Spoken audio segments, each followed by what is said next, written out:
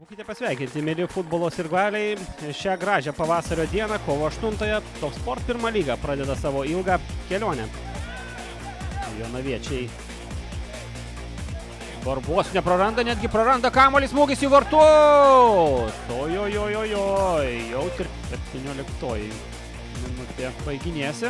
Raginio perdavimas ir čia kova baudos aikštelėje fiksuoja vis dėlto kamuolį 20 metrų. Pilibaitis prie kamulio, jos smūgis. Dirbtinės dangos stadione, ten Pijus Nainys 11 minutė į savo vartus nukreipė kamulį. Šis Brazilas, jo bandymas. Gali šauti iš toli Karlosas Eduardo, dar vienas smūgis. O čia tai pavojus, centrą bando brautis Transinvest. Yra čia ir dvies smūgis ir Virpstas. Kaip dabar nepataikė į vartus stačiakampį. Bus prie kamulio. Skelia kampinė. Perdavimas kairiąją koją. Čia Šivickas numuša kamulį į kampį. Reikia naudoti šansų Vilniaus rajono ekipai. Įžaidžia kamulį šeimininkai. Smūgis!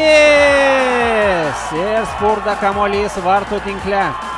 Komandos naujokas Jehoras Glušakas pelno savo įvartį ir atlieka nuostabų salto.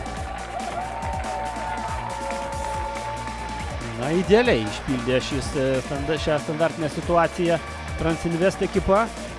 Tikėjomės tiesioginio smūgio, čia buvo parėta. Kelios akimirkos buvo. O ambrazūra turėjo griūti čia Jonaviečiai, o Dambrauskis galva kepštelėjo kamuolį. Sprendimų, tarp kitko, labai neblogai dabar aikštės pusę pakeitė Nikas Benevičius. Čia ant vėjos guli Transinvest futbolininkas ir raudona kortelė rodoma Aurimui Raginiui. Panašu kamuolį dirbti gynyboje. Šansas tolimam smūgiui. Labai geras kirtis. Šalia Virpsto praskrieja kamuolys. Padvigubinti savo pranašumą šeimininkai ir viskas. Pirmasis turas baigėsi.